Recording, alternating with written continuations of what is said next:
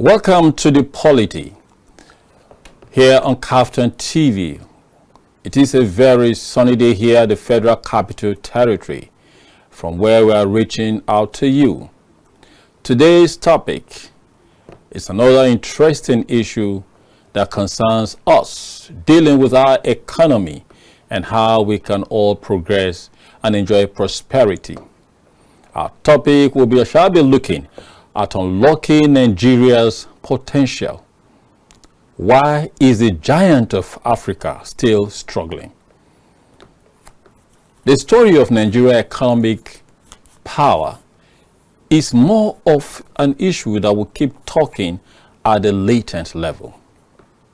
Nigeria has so much potential. Nigeria can do this. Nigeria can do this. The largest population in Africa, a very large country, an enterprising people, an entrepreneurial people, and the rest of it. All these good comments and remarks about the country and its people leaves a very big question.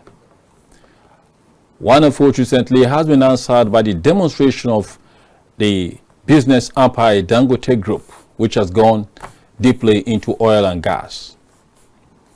Now, other parts of the economy need to be so unlocked, so we'll have local production and reduce the level of money that we are spending on other items that are produced outside the country. It is the Polity. My name is OSADEBAMWEN. We shall, of course, be throwing the line open so you can join us for the conversation where we continue. Now, the discussion is bordering about unlocking the economy. And recently, the forum of the former governors of Nigeria, deputy governors of Nigeria, are holding a meeting in Abuja. And in that meeting, that conference, they are discussing how to unlock the various parts of the Nigerian economy so that the productive sector can enjoy the play of Nigerians who have garnered experience from different parts of the world and can also bring that back. In the 80s, the activities in the textile industry were still very much experienced in the country. And many young men were employed in the textile industry. Many young men were engaged in the water board. Many young men were engaged in the cotton production. And before you know what is happening, a lot of prosperity was circulating among the Nigerian people. But over time, the distraction of whatever it was came in. And before we know what is happening, the fortunes of the nation appear to be dwindling. But now there is a major call that there should be a shift to move the nation forward. And that shift we must do, we must pay attention to. How do we unlock this huge potential of the nation to prevent this nation from this continual struggling? These are the issues that we're looking at. We shall be looking at these issues certainly after the break. Welcome back to the Polity. You are here to discuss important matter that borders on the economy. And it is one that has been raised by no mean people, but people of deep understanding of the political re-engineering of the Nigerian economy by virtue of their many years of experience as deputy governors. It is a matter that was raised by the forum of the former deputy governors across the country.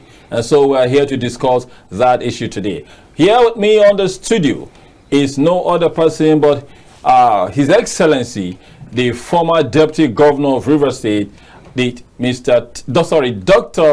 TELE IKURU. You're welcome, sir. Thank you very much. Yeah. And, good afternoon, viewers.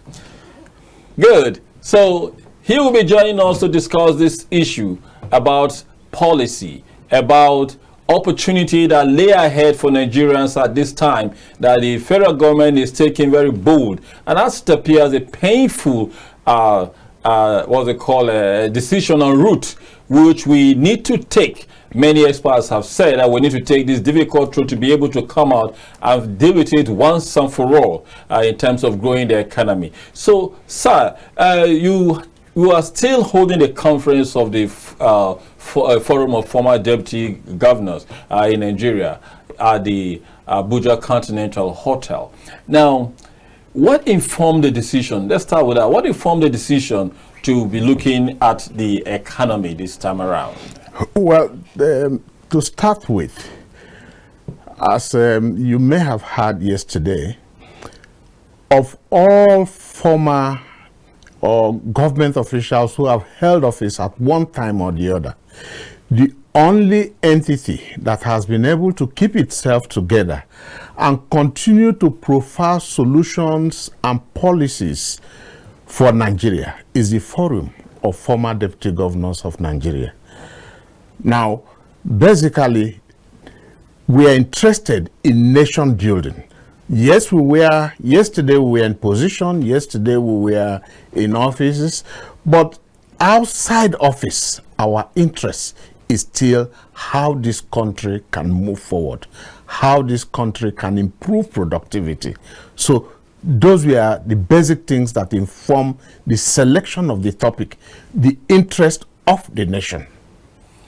Now, looking at that interest of the nation, while serving, of course, deputy governors, vice president or whatever, appear to be having limited influence in the direction of things as it relates to building the economy of the state. They seem to be the governor in waiting. That perspective, would you advocate that there should be some more impactful role given to them in the future? Yeah, I agree with you. There is need for more impactful role for the future. But for today, what we have is you have a chief advisor for governors who choose to improve, for governors who choose to make impact.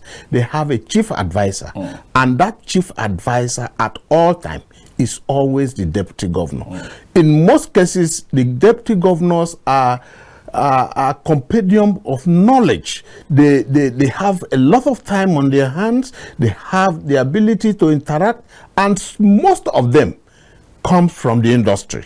They come from larger society, and they come with a lot of experience.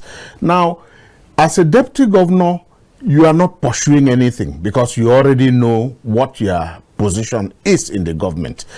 When you give advice, you are not giving advice based on what you hope to benefit, because in most cases, no benefit is coming to you anyway. Okay. So you give advice based on what is proper and what will be progressive for the state. That is why the deputy governor in most cases is the chief advisor to the governor.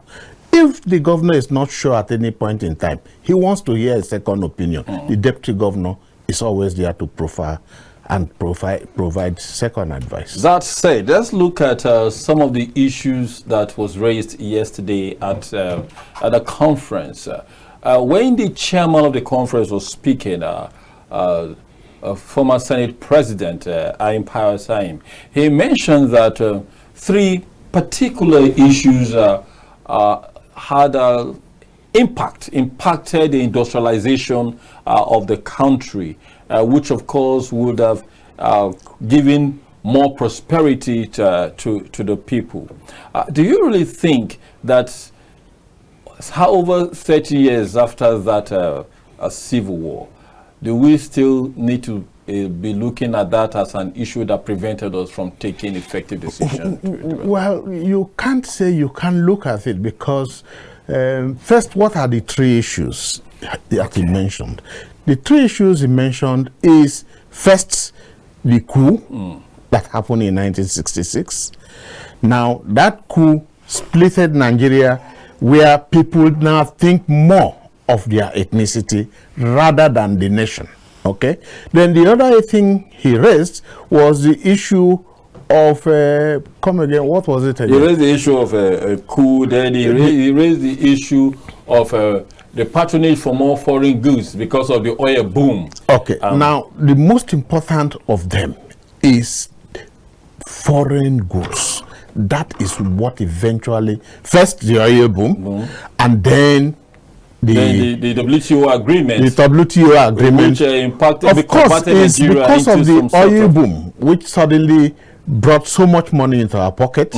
Then suddenly people were no longer interested in agriculture. Come to think of it, think of cocoa as at then. As at 1977, for example, Nigeria was producing about 310 million tons of cocoa.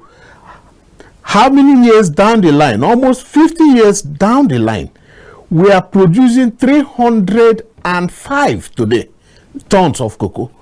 Now, the granite pyramid has virtually disappeared. That one does not even exist again. So you can see clearly that the oil boom critically made Nigeria to move away from other sources of revenue and focus on just one source, which is the natural resources provided by oil. Now, the consequence of that was Udoji, which enabled a lot of people to have extra money. With Udoji comes extra money. With extra money comes the test for foreign goods.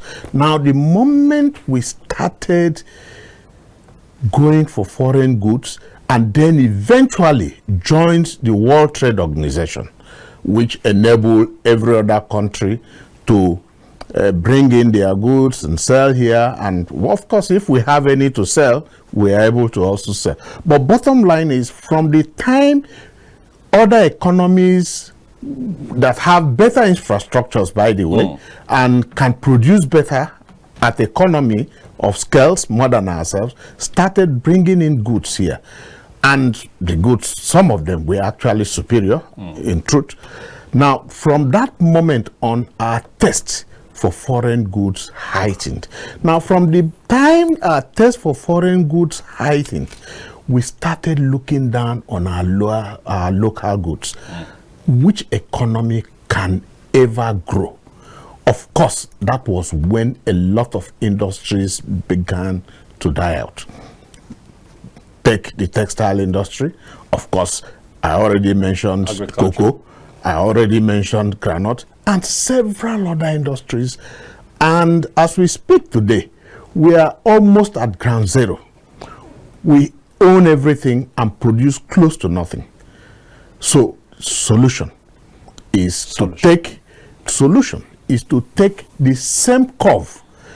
We are not the only people that we are affected by such. Countries like India was also affected by such, but somewhere along in their history, they took a new curve and said, make in India, buy India. And today, India is reported between last year plus the Trump tariff, between last year and this year, they said that India made in Indian goods are patronized by Indians by almost 75%. That is 75% of Indian people who used to buy foreign goods are now buying today local goods. Are going for local goods. Now, bring that to Nigeria. Yeah, if we as a country can choose that direction today and say, okay, let's be patriotic, let us start to patronize goods made in Nigeria.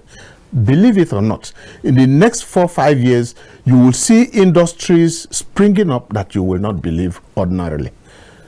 And I think that is the way forward for this country. That simply means it is time for us as a people to start a new campaign.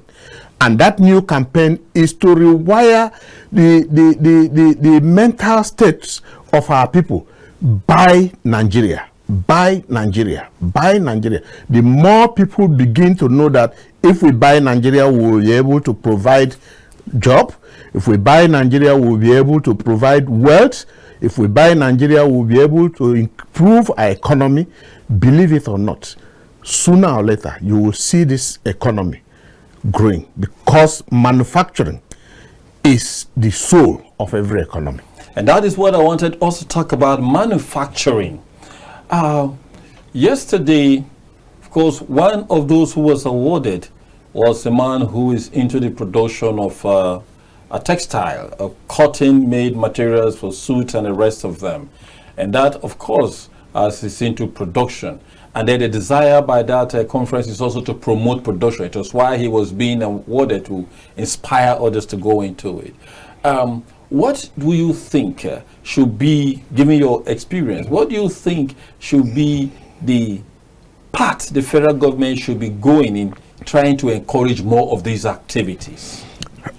Like so that more players can come into the production. That I have already mentioned. I've clearly stated the only way to get more people into production, to get more entrepreneurs into putting their money into production, is to start a new campaign. Buy Nigeria, make in Nigeria. There was something that Obasanjo started somewhere in the past. Obasanjo came somewhere in the past, I mean during his second coming. Okay. And Obasanjo said, look, if you want to get a license to import cement, you must show us evidence that you are already building a cement factory. People like Dangote took advantage of it. And so, okay, we're already building a cement factory. Can you give us license? So every little profit that came from importing cement into Nigeria went into building a cement factory. Today, Nigeria is not only self-sufficient in cement, but we are able to export. So those are policies that we should review again and apply in other parts of the economy. All right, there is this issue of the quality of the product. Already the taste of the Nigerian public has been lifted by virtue of the foreign products they have been using.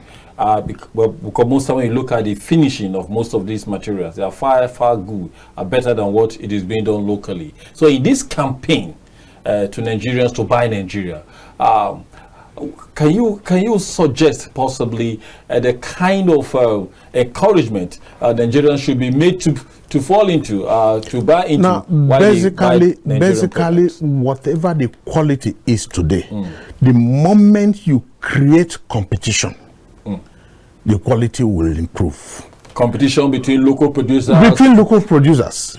Now, when, for example, you say, from henceforth, we are no longer importing, maybe, take iPhone, for example. Any person who must sell iPhone in Nigeria, you must bring your factory here and produce here.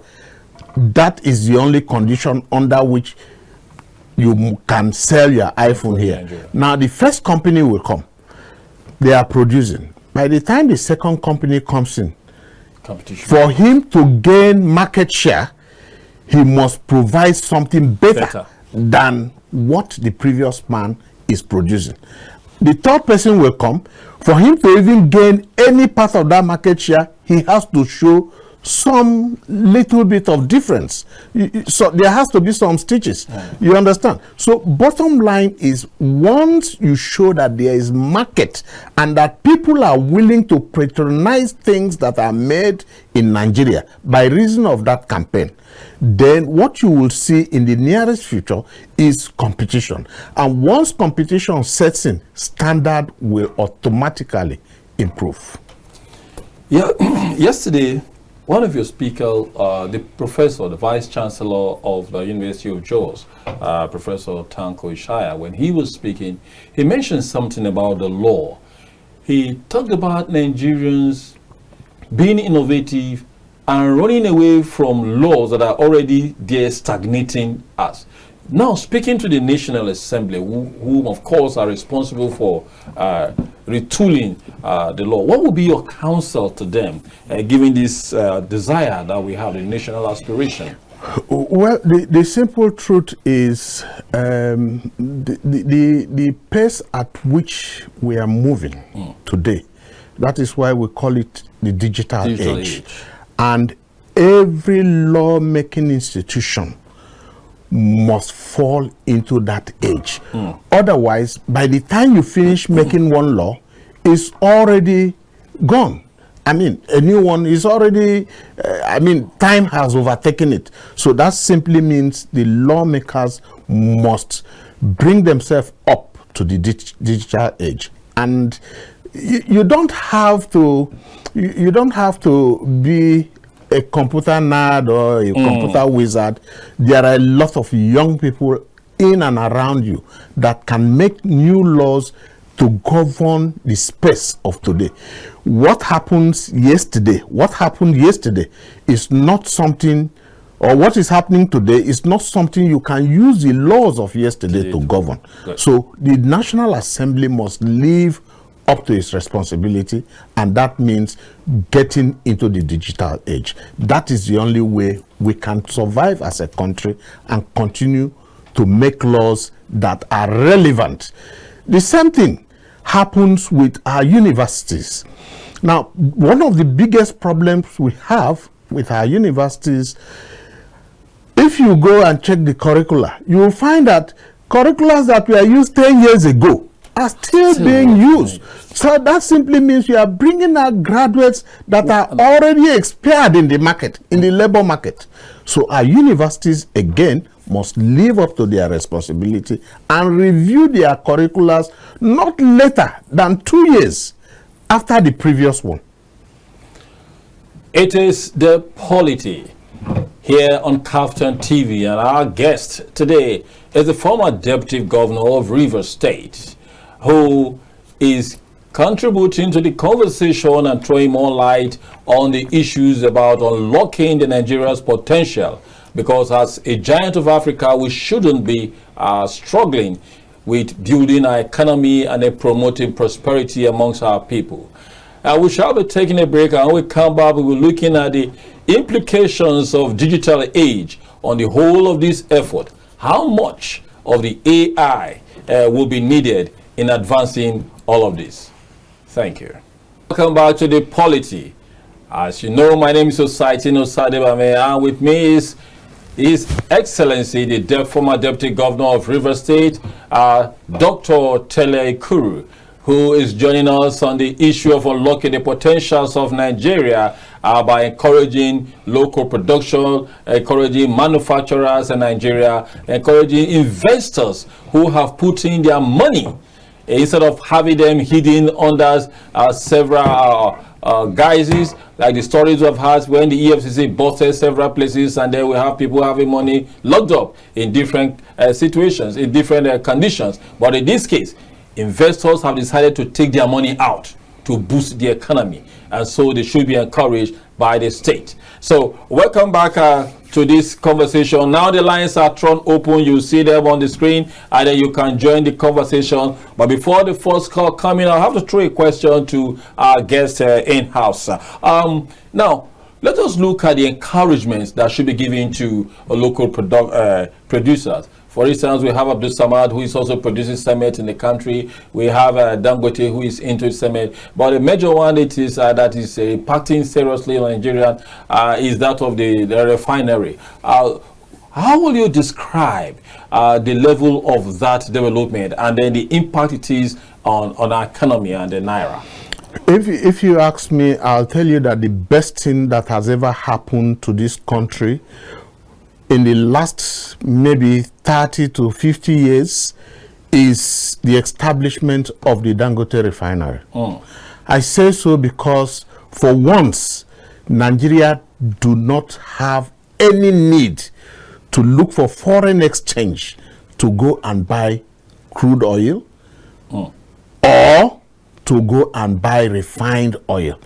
I said crude oil because it's a surprise to me that Dangote has a refinery of 650,000 barrels and can produce such in this country, and then he has to go outside this country to go and source for crude. I don't think it's a good story. And I think the relevant authority, the NNPC, and other relevant authorities should view this very, very critically and know that they are dealing with Nigeria. Anything that goes wrong with Dangote is something that goes wrong with Nigeria. Any policy taken by any government against the Dangote refinery is a policy taken against the Nigerian state, because for once we don't need anymore to buy petroleum product. I hear some people talk about monopoly. Excuse me, over 35 licenses we are giving to different people. Say, please go and open up refinery. Is that monopoly? Go and establish.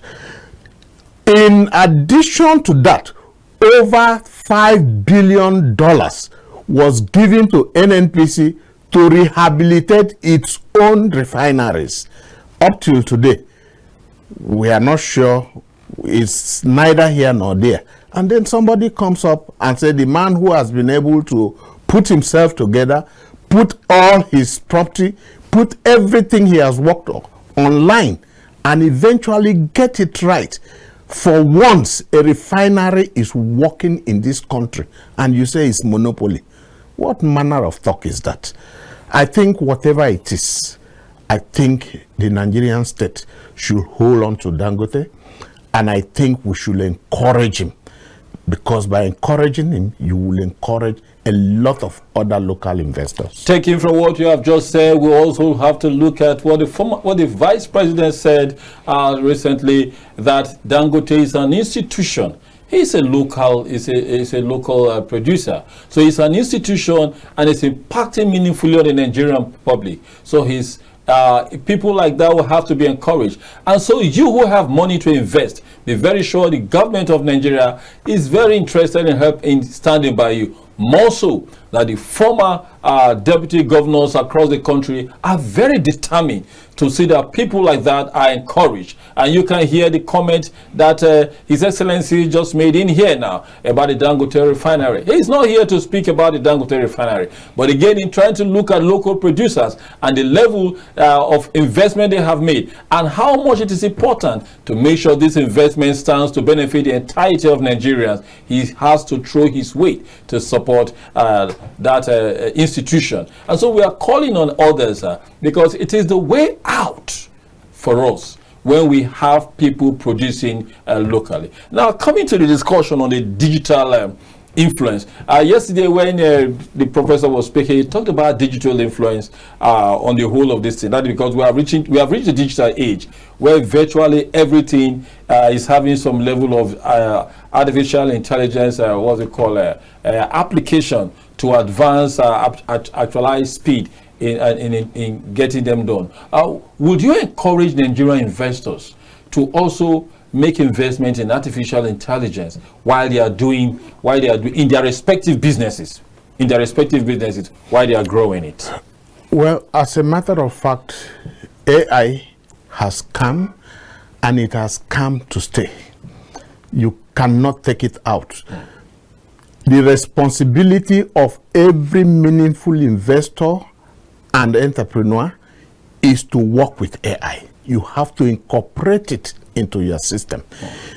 What ordinarily you will spend 2-3 hours struggling to put in place, in less than 30 seconds, it's done.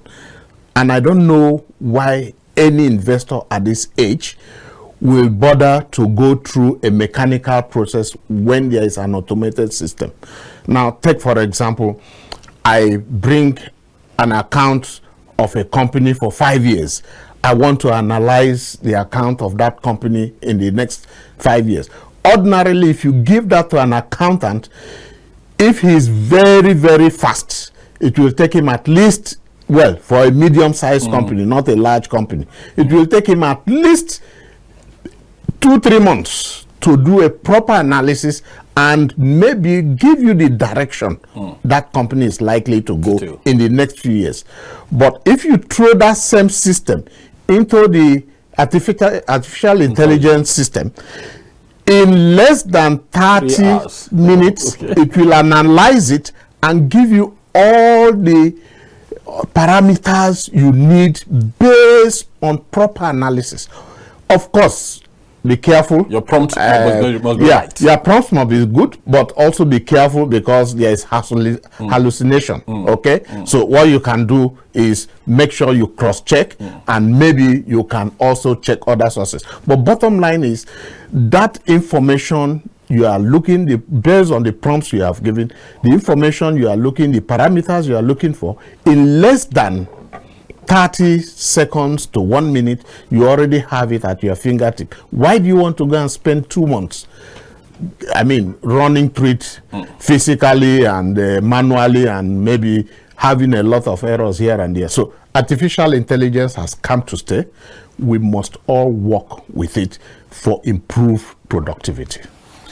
Oh, okay, all right. Now let's look at, if you were to counsel the government on the quick wins between agriculture, textile production, and adoption of technology, which would you suggest should be the first aspect to make huge investment? Because agriculture, of course, will come with what's it called, preservation, because you don't make huge harvests and yet you don't have off-takers and preservation of this product. Now, for every economy to grow, there are certain steps that must be taken and followed. You cannot jump any of them, and anytime you jump, you will still get back, because it simply means you have jumped a step. The first step in any economy growing is its agriculture. Check the states of Europe. They started with agriculture. You get your agriculture right. The moment you get your agriculture right, the next thing is value addition. Value addition, that is the level of factories, industries, and so on. Now, the moment you get that right, the next thing is services. Now, it is at the service level we are now talking about IT and all such things. But today, you will have a mix. I'm not saying that at the level we are in Nigeria today, we should go back and start with agriculture. We've passed that stage. But it simply means you have to strengthen your agriculture, strengthen your manufacturing, and then push in your IT, and then you are ready to fly. But if I were to make a decision today on what to put, if I have, let us assume that Nigeria has 100 naira, and we are to spend this 100 naira on 3 issues: agriculture, industries, and ICT. Allocate the 100 naira to these 3. I will give agriculture 30 naira. I'll give at least 35 naira to industries, and then the remaining 25 I will give to ICT. Reason: your industry is your backbone. Until you begin to produce, you begin to sell, you are neither going anywhere or moving anywhere forward. In the whole of this discussion, how relevant is research and development? Of course, research and development is the backbone. You can't run away, because when we say agriculture, for example, we are talking of, if you go to say take cassava, as at today we are doing about how many tons per hectare? We are doing about 14 tons of cassava per hectare. Because of research and development elsewhere, we are doing almost 30-35 tons per hectare. So you can see the place of research and development. It's not, and the adoption of such results. That is the most important thing, and that is why there has to be strong advocacy. And that is where institutions like the Forum of Former Deputy Governors comes in. Institutions that take up issues and advocate them, bring it forward to government, bring it forward to the public, and say, look, this is the way. Now, the most important thing you need to know about this institution is not doing this because we are expecting some accolades or we are expecting some political, maybe somebody should recognize us. We are giving sincere advice to our country, and the advice we are giving to this country is for the development strictly. Nobody is interested in any personal gain. So that is where this kind of institution comes in and needs to be encouraged. And that's exactly what we are doing. Today we are talking about how to improve productivity in our country. Tomorrow we'll take up another topic again. But the most important thing is we are giving honest, sincere information. Just some few days ago, we put up a committee that is supposed to look at peer reviewing for the project or the listing of this administration, the Renewed Hope Agenda. The Renewed Hope Agenda. Now, the idea is not to criticize government. That's not what we have in mind. What we are doing is to say, okay, government, yes, this is your program. This is the way you have followed it. We are watching. This one you have done very well here. This one has gone very well. Okay, we think this method you applied here is working very well. Look at it again and please apply it more. This one is not too. So the idea is to work with government. And give the idea is to work developmental criticism and not necessarily running it down because you just think, no, you are not in government. No, that's not the idea. The idea, first, it's a non-partisan. Irrespective of whatever party you belong to, once you come into that enclave called the former Deputy Governors Forum, you just drop your party outside and enter into this place and discuss about the development of our country. Now, the benefit of this conversation is something that His Excellency threw up. By the time research is considered critical in advancing agriculture, you are by implication already touching on the development of the educational sector. And of course, findings, research, products that come out from agricultural products, many of them are used for farms, are used for medicine. Some of them are even used to aid science and technology. So like you said, the foundational aspects or sector for any nation that is wishing to develop should focus its attention on is on agriculture. And once you have agriculture going, every other thing will be sparked up because it is either impacting on them to stir up or they are now going to enhance agricultural advancement. But now let us look at the whole of this. In the whole of this, we're almost rounding up now. In the whole of this, Your Excellency, how critical is a leadership? That's also very, very important because if you are advising a leadership that is not in touch with the people, they are not listening not because they don't want to listen, but simply because they are not in touch, then it becomes difficult.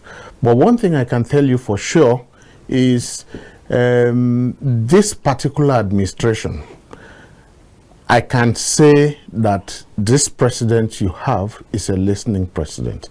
I say he's a listening president because once or twice he has taken a decision and then Nigerians have come out to say, no, we don't think this works for us. And he humbled himself and said, oh, if you think it's not going to work, okay, let's try something else. And that's a listening. First, that means he's listening. That's the most important thing. And then he's hearing. Because one thing is to listen.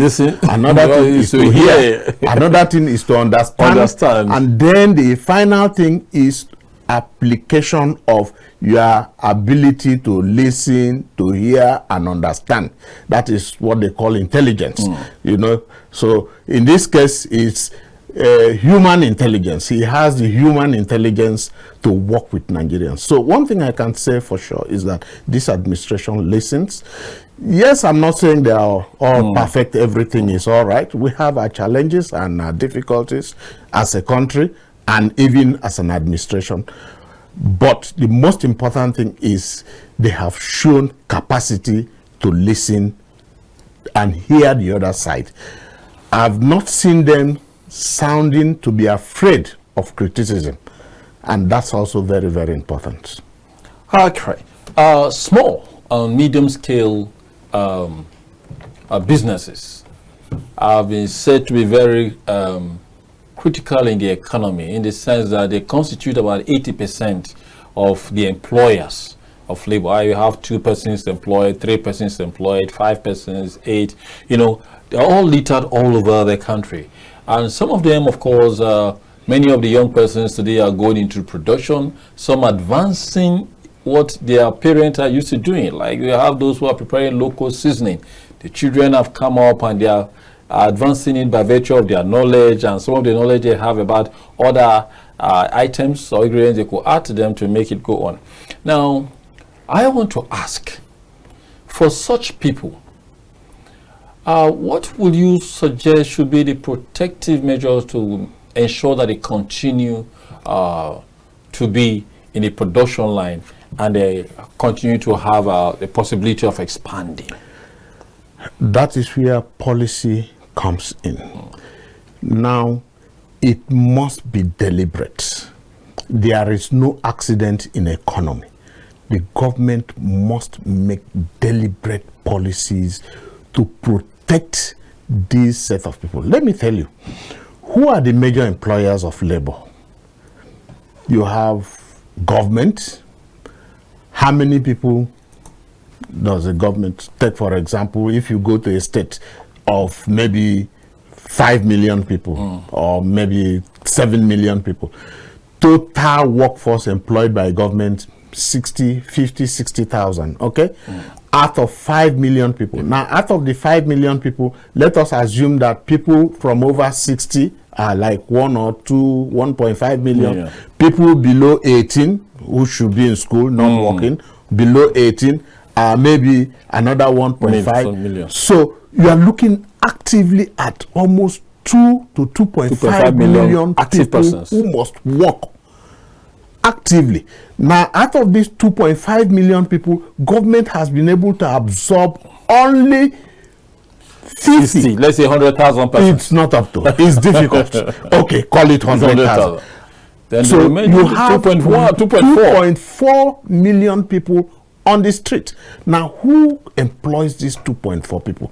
That is where the medium and small scale industry. Yeah, you might have once in a while one big company here and there, but you count them on your fingers. Who employs the rest? It is this medium and small scale industries. That is why government must deliberately make policies to protect these industries, ensure that capital is made available to them. I love what this government is doing. If nothing else, the Bank of Industry. Yeah, the Bank of Industry has been really rejuvenated, and I think they are doing well. Well, it's not touching every person, but it's a starting point. I think all states, as a matter of fact, should establish a similar thing. States can own a little bank of industry of their own. If all the states, in addition to whatever the federal government is doing, all the states are able to put a similar thing up, and if possible, even the local governments, a certain percentage of whatever they get, put it down for people who want money, capital for their businesses to access. I think it will go a long way, because that is the major employer of labor, and then they pay all the taxes we are talking about. So we need to encourage them. We need to make policies that favors them, ensure that anything they are producing in good quantity and in good quality, you protect them with policy that does not allow foreigners to dump something from elsewhere, just like we said, and then also help to encourage our people to buy things that are made here in Nigeria. Thank you very much, Your Excellency, the former Deputy Governor of Rivers State. Here is an experienced and a very proficient engineer who, of course, is not just a former deputy governor and just being a member of the forum of the former deputy governor. Here is a man of deep learning and understanding of the issues. We thank you very much for joining us today on the Polity here on Kaftan TV to discuss the beauty of Nigeria, the opportunities that lay ahead, while we are looking at unlocking the potentials of Nigeria. Thank you very much. My name is OSADEBAMWEN, and then we cannot, our time has a way of limiting us in any conversation of such general interest, but we have to wrap it up here and say goodbye. Thank you, viewers. Thank you, viewers. And thank you for watching.